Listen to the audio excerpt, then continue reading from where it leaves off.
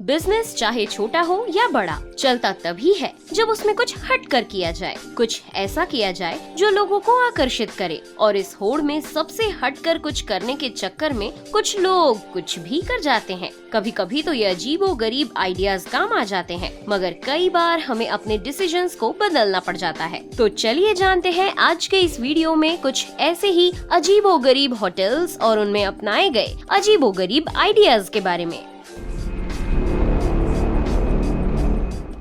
डेनलन वार। ऐसा कहा जाता है कि जब कभी हमारे शरीर की कोई एक इंद्री काम नहीं करती तो दूसरी इंद्रियां ज्यादा एक्टिव हो जाती हैं। उदाहरण के लिए नेत्रहीन लोगों का टचिंग सेंस काफी अच्छा होता है। वे छूकर या सूंघकर वस्तुओं का पता आम आदमी की तुलना में जल्दी लगा सकते हैं। इसी तर्ज पर बनाया गया है ये होटल डेंसले नॉयर। इस होटल की खासियत ये है कि यहाँ पर आपको खाना पूरे घने अंधेरे में परोसा जाता है। घना अंधेरा मतलब समझते हैं ना आप?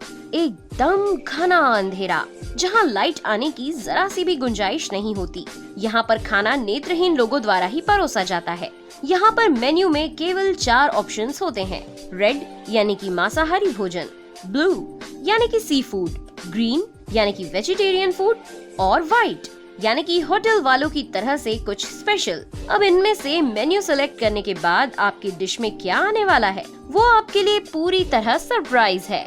आपको यहाँ पर खाना अपने हाथों से खाना होता है ताकि आप इसे छूकर, खुशबू लेकर और फिर स्वाद लेकर पहचान सकें कि आपको क्या परोसा गया है। Cafe cone.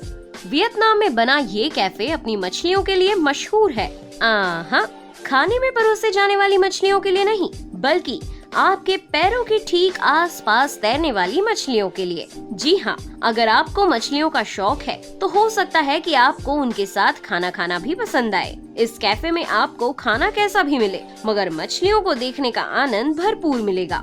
इस कैफे में आपको अपने जूते चप्पल उतार कर जाना होता है, क्योंकि यहाँ पर पूरे कैफे में आपके एंकल्स तक पानी भरा होता है, जिसमें तरह तरह की मछलियाँ तैर रही होती हैं। यहाँ मछलियों को छूना सख्त मना है। हालांकि इस कैफे के बनने के तुरंत बाद ही लोगों ने एनिमल क्रुएलिटी होने के कारण इस कैफे के इस आइडिया का विरोध किया, जिसके बाद इन सारी मछलियों को कैफे के फ्लोर से छोटे छोटे ग्लास टैंक में शिफ्ट कर दिया गया। हजीमी रोबो रेस्टोरेंट। सोचिए अगर आप किसी होटल में खाना खाने जाएं और वहाँ पर खाना परोसने के लिए वेटर कोई इंसान नहीं बल्कि रोबोट हो, है ना मजेदार? बैंकॉक के इस होटल ने यहाँ पर आने जाने वाले टूरिस्ट को आकर्षित करने के लिए ये नया तरीका अपनाया है, जिसमें रेस्टोरेंट में खाना इस रोबोट के द्वारा सर्व किया जाता है। हर एक टेबल पर एक टैबलेट लगा हुआ होता है, जिस पर कस्टमर्स इलेक्ट्रॉनिक मेन्यू देख सकते हैं और खाना ऑर्डर कर सकते हैं। इस रोबोट के हाथों को कुछ इस तरह डिजाइन किया गया है कि ये प्लेट्स को ठीक तरह से पकड़ सके। जैसे ही किसी कस्टमर को खाना परोसना होता है, ये रोबोट जैसे जिंदा हो जाता है और ग्लास के अंदर से ही कस्टमर्स को खाना परोसता है। और हाँ, इतना ही नहीं, खाने के बाद की प्लेट्स को वापस उठाकर भी ले जाता है। रोबोट को कस्टमर्स के साथ इमोशनली कनेक्ट किया जा सके, इसके लिए ही इस रोबोट की आंखें भी बनाई गई हैं। The colonial tram car restaurant. जब भी कभी हम किसी ट्रिप पर जाते हैं, खासकर फैमिली ट्रिप पर, तो हमें सबसे ज्यादा मजा खाने पीने का ही आता है। सफर शुरू होते ही भूख लगने लगती है, मगर कैसा हो जब आप सफर के दौरान खाना नहीं बल्कि खाने के दौरान सफर कर रहे हो, तब तो शायद वो डिनर आपकी लाइफ का सबसे खूबसूरत यादगार पल बन जाएगा, है ना? ये है कॉलोनियल ट्रैम कार रेस्टोरेंट। ये एक चलता फिरता रेस्टोरेंट है जो शहर के अलग अलग हिस्सों में घूमता रहता है। असल में ये एक बस है जिसके अंदर रेस्टोरेंट बनाया गया है। खास बात तो ये कि इस डिनर और सफर के दौरान आप 2 सेंचुरीज का आनंद ले सकते हैं।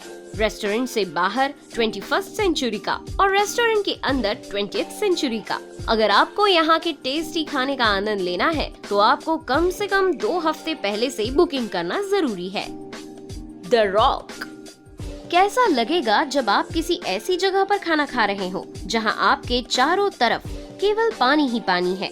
किसी को ये एडवेंचरस लग सकता है तो किसी को डरावना, क्योंकि कुछ लोगों को पानी का फोबिया भी होता है। लेकिन जिन्हें एडवेंचरस करना पसंद है उनके लिए इंडियन ओशियन में छोटे से टापू पर बना मिट्टी का ये घरनुमा रेस्टोरेंट एक नया ही अनुभव देगा। यहाँ केवल 14 टेबल्स लग सकते हैं और इसीलिए अगर आप यहाँ अपना कोई खास इवेंट सेलिब्रेट करना चाहते हैं तो आपको लगभग 1 साल पहले से बुकिंग करनी होगी। दिखने में ये छोटा सा दिखता है मगर अंदर से इसमें काफी जगह है जहाँ आप आराम से चारों तरफ पानी का लुत्फ उठा सकते हैं। जब पानी कम हो तो आप इस रेस्टोरेंट तक पैदल भी जा सकते हैं और पानी ज्यादा होने पर नाव से भी जा सकते हैं। तो अब ये बताइए कि आपको इनमें से कौन सा होटल सबसे ज्यादा पसंद आया और आप कहाँ जाने की प्लानिंग कर रहे हैं, हमें कमेंट करके जरूर बताएं। वीडियो पसंद आया हो तो लाइक करें, दोस्तों के साथ शेयर करें।